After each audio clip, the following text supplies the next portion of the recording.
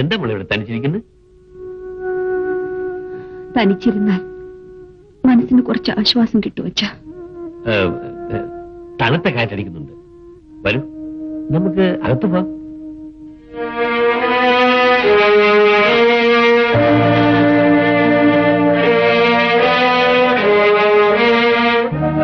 മോളെ, ഇന്ന് ഞാൻ നമ്മുടെ വക്കീലിനെ കണ്ടു. നിന്റെ കാര്യങ്ങളെല്ലാം സംസാരിച്ചു. എത്ര നാളിങ്ങനെ കഴിയും? എന്ന് നീ ആ ബന്ധം ഉപേക്ഷിക്കാൻ തീരുമാനിച്ചു, അന്ന് തന്നെ അത് നിയമപരമായി ചെയ്യേണ്ടതായിരുന്നു. ഏതായാലും നീ നരകത്തിൽ രക്ഷപ്പെട്ടല്ലോ, എനിക്കത് മതി. വരൂ വരൂ.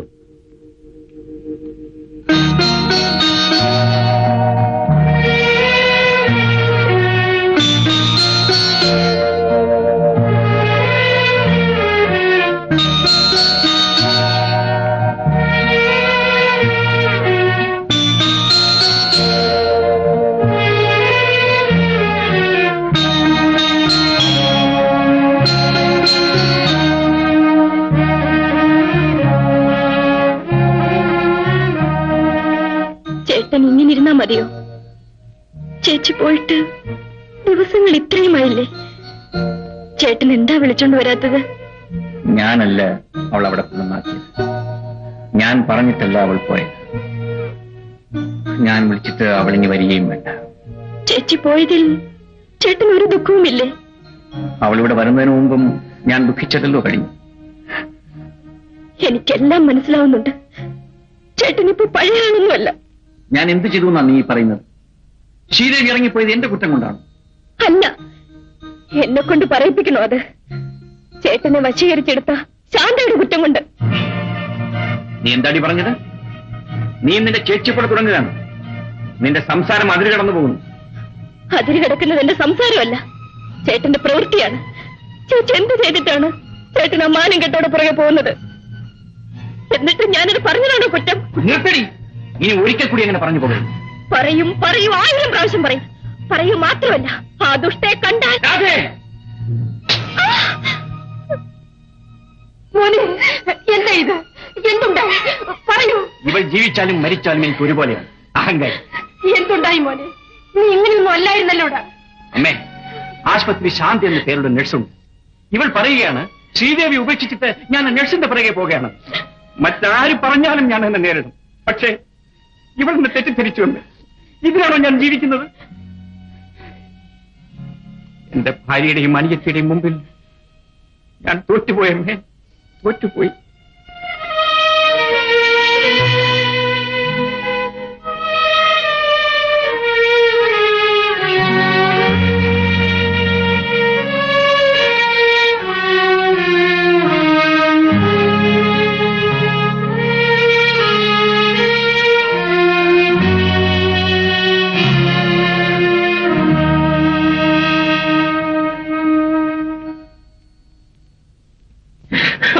ഡോക്ടർ, എനിക്ക് വയ്യ, വേദന സഹിക്കാൻ വയ്യ ഡോക്ടർ. ഞാൻ രാഹുലോട് പല പ്രാവശ്യം പറഞ്ഞില്ലേ ഓപ്പറേഷൻ ചെയ്യണമെന്ന്? അന്നൊന്നും കേട്ടില്ല. ഇനി ഓപ്പറേഷൻ ചെയ്തേ പറ്റൂ. വേണ്ട ഡോക്ടർ, എനിക്ക് ഓപ്പറേഷൻ വേണ്ട. ഒരു ഓപ്പറേഷൻ നടത്തിയാണ് എന്റെ ഭാര്യ മരിച്ചത്. അവൾ എന്നേക്കുമായി എന്നെ വിട്ടു പിരിഞ്ഞു പോയി ഡോക്ടർ. മരിക്കാൻ വേണ്ടി ആരും ഓപ്പറേഷൻ നടത്താറില്ല രാഘവ. പക്ഷേ എന്റെ ഭാര്യ മരിച്ചുപോയി ഡോക്ടർ. നിങ്ങളുടെ രോഗം മാറണമെങ്കിൽ ഓപ്പറേഷൻ നടത്തണം. അത് നിങ്ങളുടെ സമ്മതം ആവശ്യമാണ്. ഞാൻ സമ്മതിക്കില്ല ഡോക്ടർ, ഞാൻ സമ്മതിക്കില്ല. രാഘവൻ, രോഗവിവരം സാധാരണയായി ഡോക്ടർമാർ രോഗികളോട് പറയാറില്ല. പക്ഷെ നിങ്ങളോട് എനിക്ക് പറയാതിരിക്കാൻ നിവൃത്തിയില്ല. നിങ്ങൾക്ക് മറ്റാരുമില്ലല്ലോ. നിങ്ങളുടെ രോഗം ക്യാൻസറാണ്.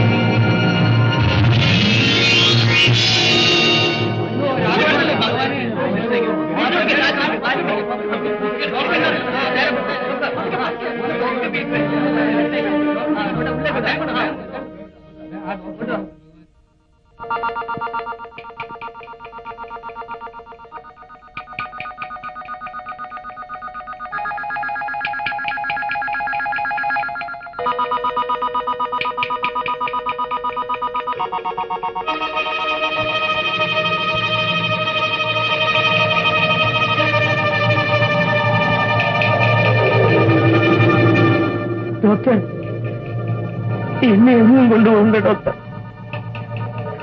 ഒരു ഓപ്പറേഷൻ നടത്തിയാണ് എന്റെ ഭാര്യ മരിച്ചത്. അവൾ എന്നേക്കുമായി എന്നെ പിരിഞ്ഞുപോയി ഡോക്ടർ. ആ വാക്ക് പറയാൻ നിങ്ങൾക്ക് ലജ്ജയില്ലേ? സ്വന്തം കുഞ്ഞിനെ രക്ഷിക്കാൻ ശ്രമിക്കാത്ത നിങ്ങളാണോ ഡോക്ടർ? അല്ല, നിങ്ങളൊരു ഡോക്ടറല്ല, എന്റെ കുഞ്ഞിനെ കൊന്ന കൊലയാളി, കൊലയാളി, കൊലയാളി. ശ്രീദേവി,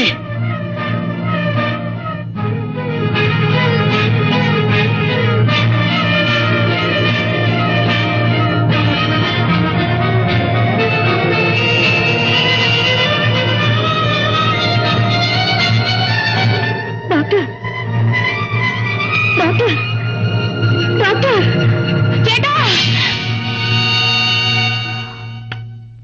എന്താ ചേച്ചി? ഒന്നുമില്ല. ചേട്ടൻ എന്തോ ആപത്ത് വന്നതുപോലെ. എനിക്കറിയാം ചേച്ചി, ചേട്ടനെ പിരിഞ്ഞിരിക്കാൻ ചേച്ചിയെ കൊണ്ടാവില്ല. ചേട്ടനെ കാണണം. അച്ഛൻ എന്നെ ചേട്ടന്റെ വീട്ടിൽ കൊണ്ടാക്കണം. അപ്പോൾ അവൻ ചെയ്തതൊക്കെ ശരിയാണെന്നോ? ശരിയാണെങ്കിലും തെറ്റാണെങ്കിലും സഹിക്കേണ്ടത് എന്റെ കടമയായിരുന്നു അച്ഛ. കഴിഞ്ഞതൊക്കെ മറന്ന് അച്ഛൻ എന്നെ അവിടെ കൊണ്ടു ചെന്നാക്കണം. ശ്രീദേവി, ഞാനാണ് നിർബന്ധിച്ച് ഇങ്ങോട്ട് കൂട്ടിക്കൊണ്ട് വന്നത്? തോന്നിയ പോലെ ആരെയും സ്നേഹിക്കും, വിവാഹം കഴിക്കും. പിന്നെ അവൻ ഭർത്താവാണല്ലോ, അവന്റെ വീട് സ്വർഗമാണല്ലോ. അവന്റെ തനിതരം മനസ്സിലാക്കി കഴിയുമ്പോൾ പിന്നെ അവനെ വേണ്ട, കണ്ടുകൂടാ. ഇതെന്താ തമാശയാണോ? ഞാൻ പറയുന്നത് ജീവിച്ചോണം. നിലയ്ക്കൊന്ന് ഉറങ്ങ്. അച്ഛാ,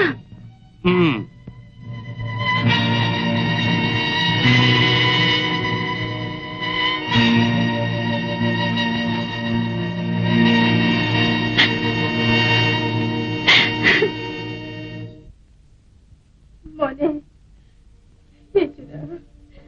എന്റെ കുഞ്ഞിനെ എന്ത് പറ്റി? ഒന്നുമില്ലമ്മേ, ഡോക്ടർ ഒന്ന് വിശ്രമിക്കട്ടെ.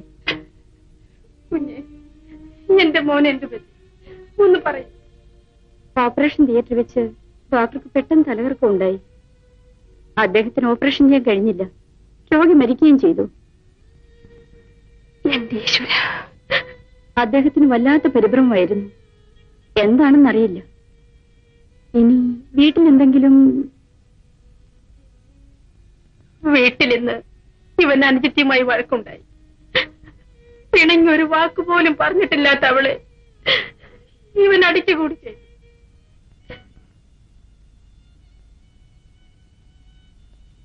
മോനെ, നീ മരിക്കുമെന്ന് അച്ഛൻ അറിയാമായിരുന്നു. ഞാൻ പോയതുകൊണ്ട് ഒരു കുട്ടി രക്ഷപ്പെട്ടു. അതുകൊണ്ടാണ് മോനെ ഞാൻ സിസ്റ്റർ ശാന്തയുടെ വീട്ടിൽ പോയത്. ഞാനൊരു ഡോക്ടറല്ലേ മോനെ. പക്ഷേ നിന്റെ അമ്മ എന്നെ തെറ്റിദ്ധരിച്ചു, എന്നെ കൊലയാളി എന്ന് വിളിച്ചു. ഞാൻ കൊലയാളിയാണോ മോനെ? നിന്നെ കൊന്നത് ഞാനാണോ മോനെ? നിന്നെ കൊന്നത് ഞാനാണോ? മോൻ മരിക്കുമെന്ന് ഞാൻ എങ്ങനെ നിന്റെ അമ്മയോട് പറയും? ഇതൊന്നും മനസ്സിലാക്കാതെ ശാന്തയുടെ പേരും പറഞ്ഞ് നിന്റെ അമ്മ എന്നെ വിട്ടുപോയി മോനെ. എന്റെ മക്കളെ, നീ എന്തൊക്കെയാണ് ഈ പറയുന്നത്? എല്ലാവരും കൂടി എന്റെ കുഞ്ഞിനെ. ഡോക്ടർ എന്താണ് അമ്മേ പറയുന്നത്? വീട്ടിൽ എന്തുണ്ടായമ്മേ? ഇനി എന്തുണ്ടാകാനാണ് മോളെ? കുടുംബത്തിലാകെ വഴക്കും ബഹളമാണ്. ഇവിടെ ഏതോ ഒരു ശാന്തിയുമായി ഇവന് ബന്ധമുണ്ടത്രേ. കുഞ്ഞു മരിച്ചെന്നും ഇവൻ അവിടെ തന്നെയായിരുന്നു. ശ്രീദേവി അതും പറഞ്ഞ പിണങ്ങിപ്പോയത്. അതിനുശേഷം തിരിച്ചു വന്നിട്ടില്ല. ഇപ്പോ അവൾ ഏതാണ്ട് ഇവന് ഉപേക്ഷിച്ച പോലെയായി. ഞാനാണമ്മേ ആ ശാന്ത. അമ്മ എന്നെ തെറ്റിദ്ധരിക്കരുത്. ഞാനും അദ്ദേഹവും തമ്മിൽ യാതൊരു ബന്ധവുമില്ല.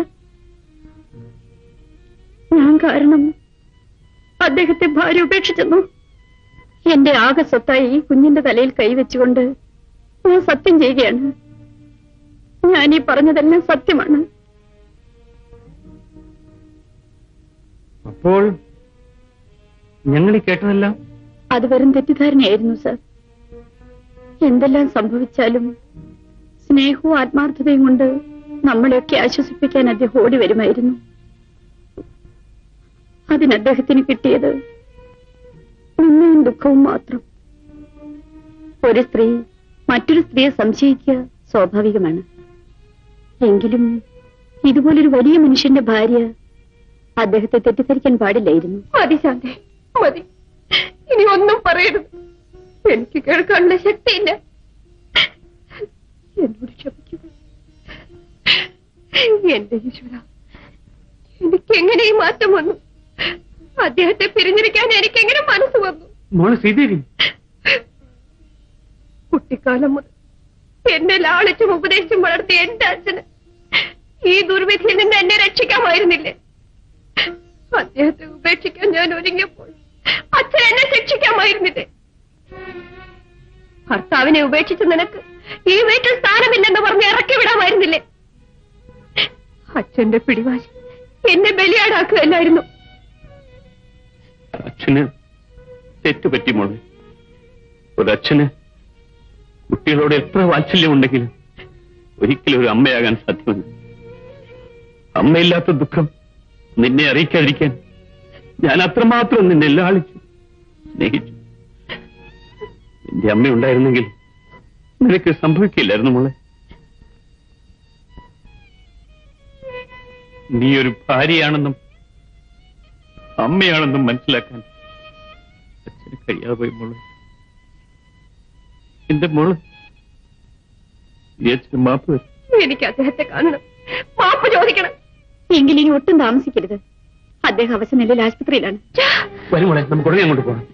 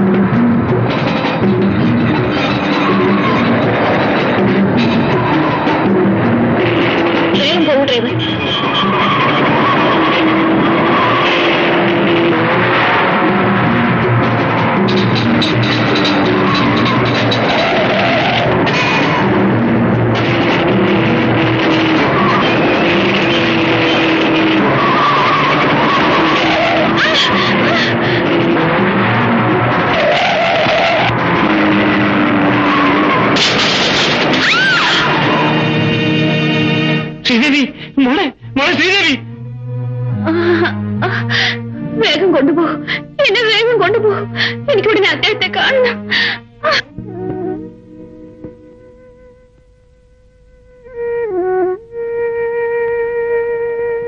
എന്തിനാ അമ്മയെ കരയുന്നത്? എല്ലാരും അമ്മയെ വിട്ടിട്ട് പോയതുപോലെ ഞാനും വിട്ടിട്ട് പോകുമെന്ന് കരുതിയ അമ്മയെ ഉപേക്ഷിച്ച് ഞാൻ എങ്ങും പോകില്ല. അമ്മേ, എന്താ ചേട്ടാ ചേട്ടൻ ഇങ്ങനെയൊക്കെ സംഭവിച്ചത്? രാധേ, നിനക്കത് മനസ്സിലാവില്ല. ഞാനിപ്പോ ഡോക്ടറല്ല, രോഗിയാണ്. എനിക്കിനി ഓപ്പറേഷൻ ചെയ്യാൻ സാധിക്കില്ല. എന്താ ചേട്ടാ അങ്ങനെ പറയുന്നത്? ഒരു സർജന് വേണ്ടത് ആത്മവിശ്വാസവും ധൈര്യവും. ശ്രീദേവി പോയതോടെ എനിക്കെല്ലാം നഷ്ടപ്പെട്ടു. ഇത്രയൊക്കെ ആയിട്ടും ശ്രീദേവി ഇവിടം വരെ ഒന്ന് വന്നില്ലല്ലോ മോനെ. ശ്രീദേവിക്ക് എന്നോട് സ്നേഹമുണ്ടായിരുന്നെങ്കിൽ ഇത്രയും നാൾ അവൾ എന്നെ പിരിഞ്ഞു കഴിയുമായി. അവൾ എന്നെ എന്നേ മറന്നു. അമ്മേ, അവൾ എന്നെ മറന്നുവെങ്കിലും എനിക്ക് അവളെ മറക്കാൻ കഴിയും. ഞാൻ ഒരിക്കലും മറക്കുകയുമില്ല. അവൾക്ക് വേണ്ടി ഞാൻ എന്തും ചെയ്യാൻ തയ്യാറാണമ്മേ.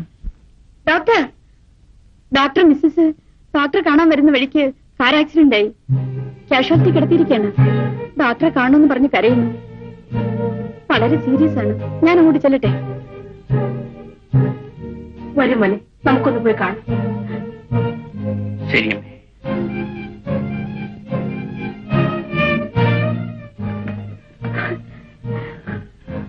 ശ്രീദേവി,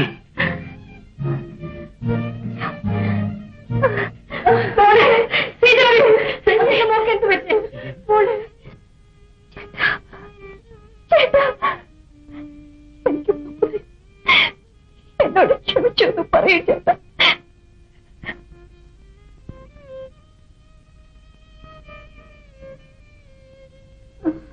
സിസ്റ്റർ, ശ്രീദേവിക്ക് ശരീരത്തിന് കനത്ത അടി കിട്ടിയിട്ടുണ്ട്. ഒരു ഓപ്പറേഷൻ വേണ്ടി വരും. ഏതെങ്കിലും ഡോക്ടർ ഉടനെ വിളിക്കൂ. വേഗം വേണം. വേണ്ട വേണ്ട, മറ്റാരെയും വിളിക്കണ്ട.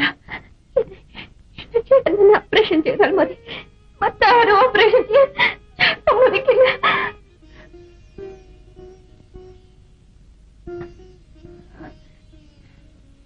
ഞാൻ ഓപ്പറേറ്റ് ചെയ്താൽ? സുരേഷ്, നീ എന്താണ് ഈ പറയുന്നത്? നീ ഒരു ഡോക്ടറല്ലേ? സുരേഷ്, എന്നോട് ക്ഷമിക്കൂ സുരേഷ്. ഞാൻ യാചിക്കാം. എന്റെ മകളെ രക്ഷിക്കൂ സുരേഷ്, രക്ഷിക്കൂ. ഞാൻ പറയുന്നത് നിങ്ങൾക്ക് ആർക്കും മനസ്സിലാകുന്നില്ലല്ലോ. എനിക്ക് ഓപ്പറേറ്റ് ചെയ്യാൻ ശക്തിയില്ല. എന്റെ എല്ലാ കഴിവുകളും നഷ്ടപ്പെട്ടു. സുരേഷ്, ഇതിനാണ് നിന്നെ ഞാൻ കഷ്ടപ്പെട്ട് പഠിപ്പിച്ച് ഒരു ഡോക്ടറാക്കിയത്. നീ ഒരു കഴിവുള്ള ഡോക്ടറാണെന്ന് എല്ലാവരും പറഞ്ഞപ്പോ എനിക്കിത് അഭിമാനമായിരുന്നു. ഇപ്പൊ നിനക്ക് നിന്റെ ഭാര്യയെ പോലും രക്ഷിക്കാൻ കഴിയുന്നില്ല അല്ലേ? നീ ഒരു ഡോക്ടറാണോ? എത്രയോ പേരുടെ ജീവൻ രക്ഷിച്ച എനിക്ക് എന്റെ ഭാര്യയുടെ ജീവൻ രക്ഷിക്കാൻ കഴിയുന്നില്ലെന്ന്. ഞാൻ ഓപ്പറേറ്റ് ചെയ്താൽ അത് വിജയിക്കില്ലെന്ന്. എന്റെ ശ്രീദേവിയെ ഞാൻ എങ്ങനെ രക്ഷിക്കും? ചേട്ടാ ചേട്ടാ, ചേട്ടൻ ഓപ്പറേഷൻ ചെയ്ത് ഞാൻ മരിച്ച ചേട്ടന്റെ കാലടിയിൽ വന്ന് മരിച്ചു എന്നുള്ള തൃപ്തിയെങ്കിലും എനിക്ക് കിട്ടും. നേരെ മറിച്ച് ചേട്ടന്റെ ആത്മവിശ്വാസക്കുറവ് കൊണ്ട് ഞാൻ മരിച്ച എന്റെ ആത്മാവിശ്വാസം കിട്ടില്ല ചേട്ടാ. ചേട്ടൻ ഒരു ഡോക്ടറാണ്. ചേട്ടൻ ആരെയും കൊല്ലാൻ കഴിയില്ല. രക്ഷിക്കാനേ കഴിയും. എന്നെ രക്ഷിക്കും. എനിക്ക് മാപ്പ് തരും.